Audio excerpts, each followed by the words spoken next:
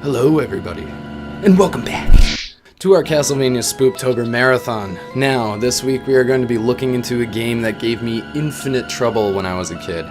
Something that brings back nightmares and terror and hair-pulling out frustration. Castlevania Circle of the Moon for the Game Boy Advance. Released in North America as a launch title for the Game Boy Advance on June 11th, 2001, Circle of the Moon was met with adoration and acclaim. Seriously, check out these stats. I haven't seen review scores like this in a long time, and frankly, I wasn't expecting them. This title is often ignored or forgotten.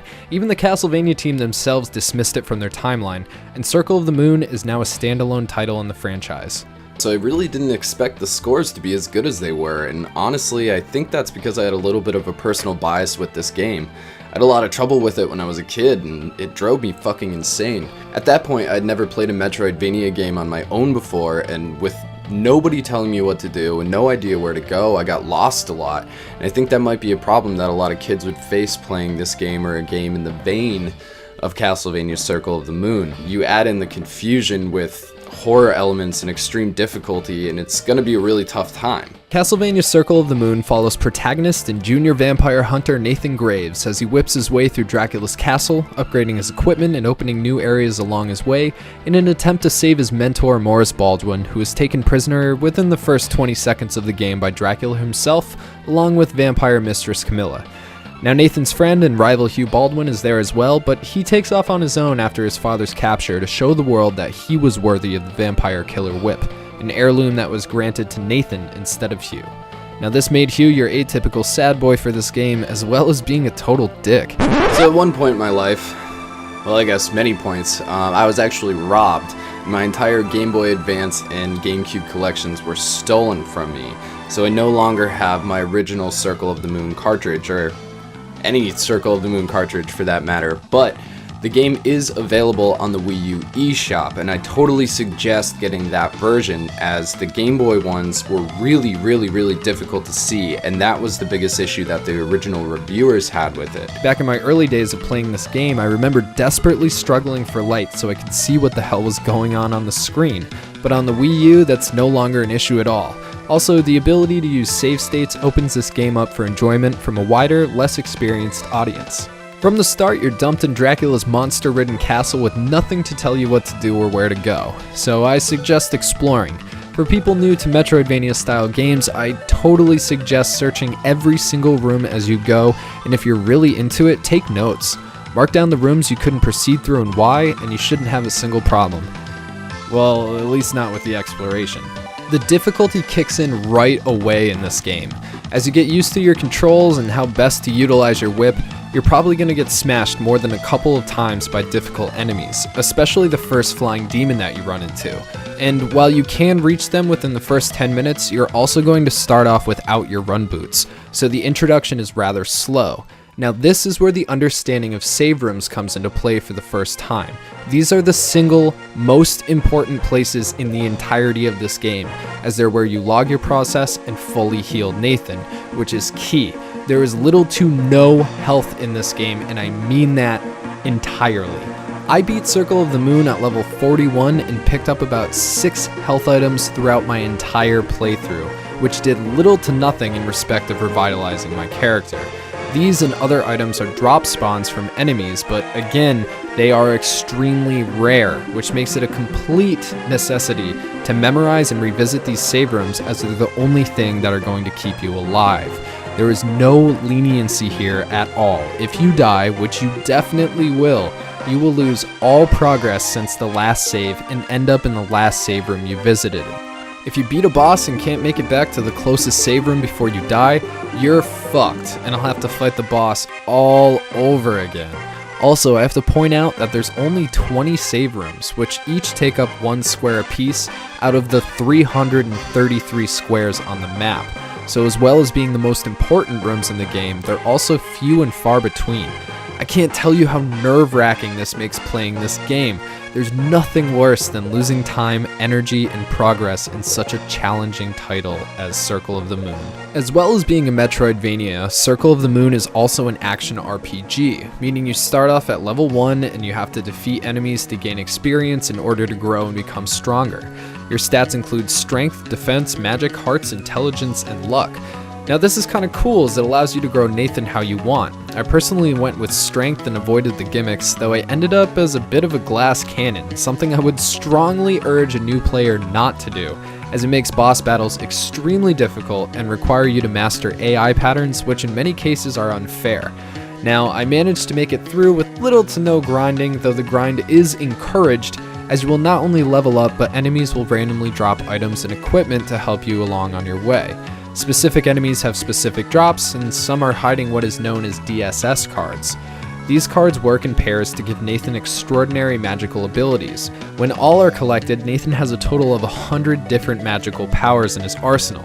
I was focused on beating the game, so I didn't play around with them too much. They cost mana power and I just didn't feel like dealing with it, so I kept one on that ups your attack power by 25% because you get it early on and it doesn't cost any mana to use for whatever reason.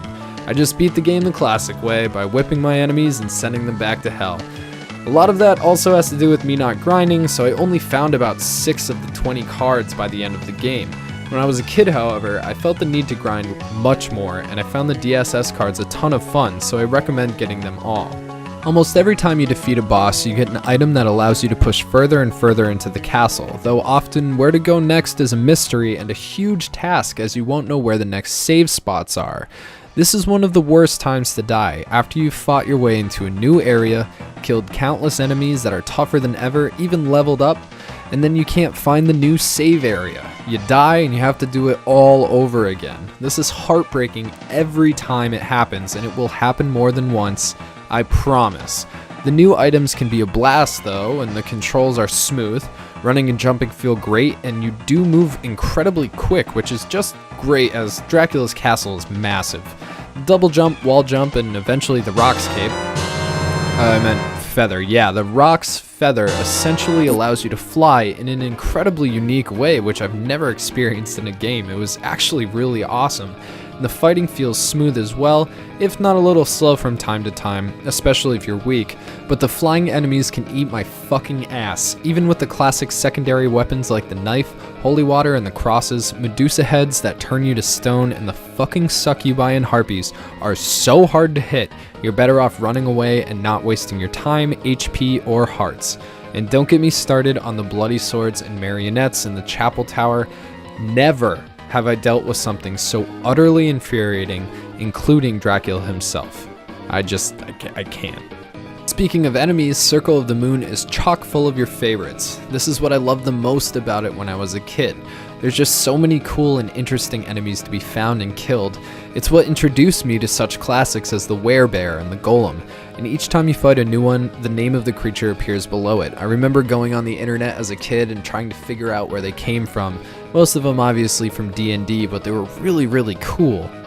And the bosses are fucking awesome looking. Huge demonic beasts, evil magic wheelers, psychotic contraptions. Every time I got to a new one, I became more and more impressed. So I've spoken of the difficulty quite a bit, and truth be told, this game is just a little too hard. There's a difference between a challenge and what Circle of the Moon presents the player. I beat it in about 5 or 6 lengthy sit-downs, and probably took about 12 to 15 hours, maybe a little more, but I did take my time to explore and got almost every single health, magic, and heart power up in the game before I faced Dracula. Along the way, it can get discouraging though. There are 2 points in particular in the game that present the greatest lack of enjoyment, and they are the chapel and the zombie dragon. Getting through the chapel is hell. You are going to be knocked back constantly by the bloody swords and get your ability to attack taken away by the curse of the marionettes. It is infuriating. It makes getting through this area a total nightmare and exploring it almost impossible until much later. The zombie dragon is an entirely different story, however. The area leading up to him is so difficult and convoluted, and the enemies are so powerful, grinding is almost impossible. Then you have the zombie dragon itself, which is just a really, really difficult boss with enormous HP and attack patterns that will drive you completely nuts. Oh, and there's also 2 of them in the same room. They have the same HP and you have to kill both of them. It took me so many tries I almost completely gave up. I found that I got that feeling a lot through my playthrough, and that's not good. Grinding is boring and dangerous, and bosses can be difficult on a level rarely seen. And Dracula. Oh my fucking god, Dracula. Let's finish up the story before we get to that fucking mess. While traversing the castle, Nathan runs into Hugh a couple of times, and he becomes more and more arrogant and aggressive with each encounter. He's angry that Nathan was chosen over himself for the vampire killer whip and is trying to prove that he is the best prodigy. Upon encountering Camilla, it's revealed that her and Dracula have been subtly manipulating Hugh's anger and resentment to make him a minion of darkness. Then you tell Camilla to shut the fuck up and kill her. This culminates eventually in a fight between Nathan and Hugh. Now, it's a late fight and it's a pretty easy one at that. Hugh's relatively predictable, but the encounter does take a long time, so strap in for that one. After Nathan beats him, Hugh apologizes and shit's all good. You deal with a couple more areas in the castle and finally get the key to Dracula's chambers. There, Master Baldwin is tied up. You easily beat the snot out of Dracula and save him, but Drac exclaims that he needs his full power and opens a teleport spell to the top of the castle, and whoa, look at that motherfucker, Jesus Christ. The fight with Dracula is insane. I had to be completely concentrated as I could only take about 3 hits from him before dying, at level 41. I really regretted that glass cannon thing in the end, and for all that power that I got, I was still only doing about 42 damage a hit. I supplemented that by spamming my attack cross, but it was still a long, sweat-inducing battle. As Dracula has 4,000 HP, I must have died at least 50 times. And to put that into perspective, I had about 800 HP after finding all the max HP up items in the game. And his attacks did 1/3 of my health each time. It was awful. And the save room is so far away. I found out later that there's some key armor that you should get, and to comfortably beat Dracula, you should be around level 75. But I did it. I beat him. I finally did it. I finally finished this fucking game. Fuck you, Dracula. Lick my balls. Nathan, Hugh, and Morris Baldwin stand on a hillside and watch the castle crumble away. Hugh vows to become stronger, Morris is proud, and Nathan feels good about himself. The end. So the story is pretty blah, atypical Castlevania stuff for the time. I really do enjoy this title a lot, and I recommend it for people that are looking for a challenge and enjoy the Castlevania franchise. There was a couple things that I wasn't able to get to in my review. One of them was a Battle Coliseum, which is basically enemy rush. You just fight over and over and over again, but you don't have your magic powers, and the enemies are stronger. So it's pretty much impossible, especially if you're trying to get through it in the time period that I was, like 1 or 2 days. You also receive codes at the end of the game which allow for alternative playthroughs with different stat options. So the one that I got gives you all the magic cards right off the bat, buffs up your magic stat, but makes you really weak. So that's kind of interesting and allows for, replayability. But besides that, I got somewhere around 88% of the map completed, or maybe it was 98, I'm not entirely sure, but I did really work to do that, and it's so big.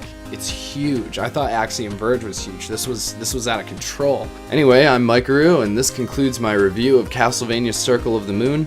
If you liked what you saw, please hit that like button for us. If you want to see more, subscribe to our channel. We'll be here every single week. If you want some insider info, some cool stuff, chat with us, follow us on Facebook and Twitter. Hopefully we see you guys there, and thanks for watching so much, guys. Later.